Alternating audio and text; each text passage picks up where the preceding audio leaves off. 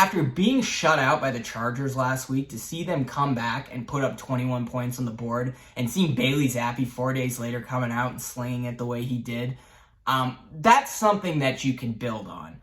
And like, you hope that Zappe continues to play well. And we saw a quote before the game, the sideline reporter for Amazon, she said something along the lines of, after Bailey Zappe was cut, no team wanted him, and he signed back to the practice squad a day later with the Patriots. His offensive coordinator at Western Kentucky called him and asked what was going on, just kind of wanted to check in on the quarterback, and Zappe told him, "Don't worry, I'm going to be the starter of this team very soon," which doesn't instill a lot of confidence in Mac Jones going forward. But Zappe was right, and Zappe didn't earn the starting job. He got it because Mac Jones just played awful. But look, there's still some issues with Zappe. He tends to hold on to the ball too long. Is a little bit too late in his decision making, and when you're getting pressure, that's what leads to turnovers. He has to get better at that. But his arm strength, much better than Mac Jones. Not elite by any means, but more than competent. And he moved around the pocket pretty well, especially in the first half. He knows when to take sacks, and he also was able to get rid of the football a few times.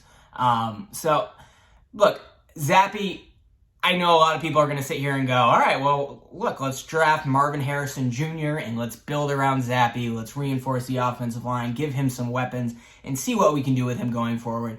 That is not the solution.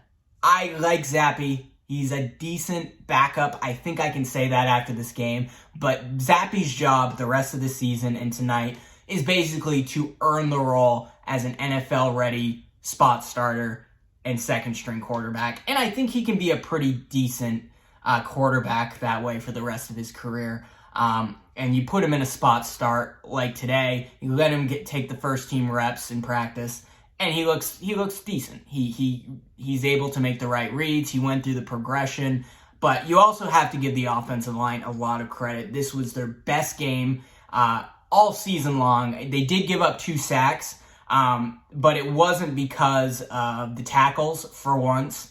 I still don't understand the Trent Brown situation. I guess he's banged up, so there's that weird back and forth with Trent Brown and Connor McDermott, where McDermott starts, Brown comes in, they go back and forth.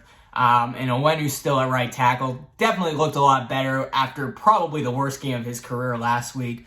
But Sidy Sow did not have a good game. Other than that, David Andrews, Cole Strange played very well. Sidy Sow was the reason for those 2 sacks. And then there was another play where he had to run across the field and block TJ Watt, and it didn't work out very well. And Ezekiel Elliott got stuffed. But Sidy Sow's a rookie. Nobody knew if he would even be out there in that role.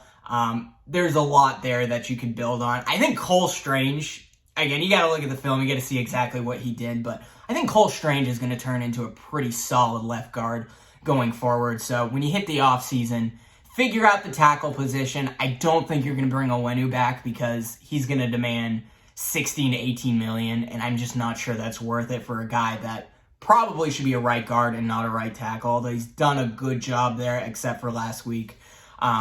Maybe you bring back Trent Brown, draft a tackle, figure it out, keep developing, so have Andrews and Strange. And that offensive line, you add some depth to it, that can be pretty strong going forward, and then really devote assets to the receiver position. And franchise tag Hunter Henry. I think you got to bring him back. Franchise tagging tight ends are pretty cheap.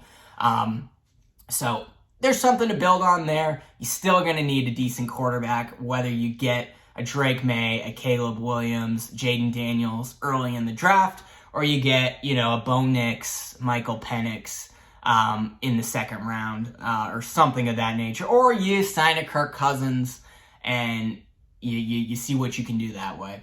But look, a win's a win. Patriots still have the number 2 overall pick. They have the Chiefs coming to town next week.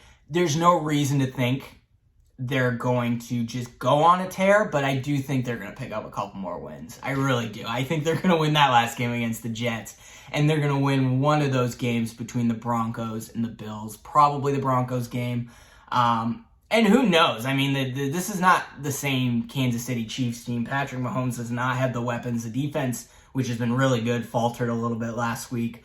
So that could be a surprise game as well. But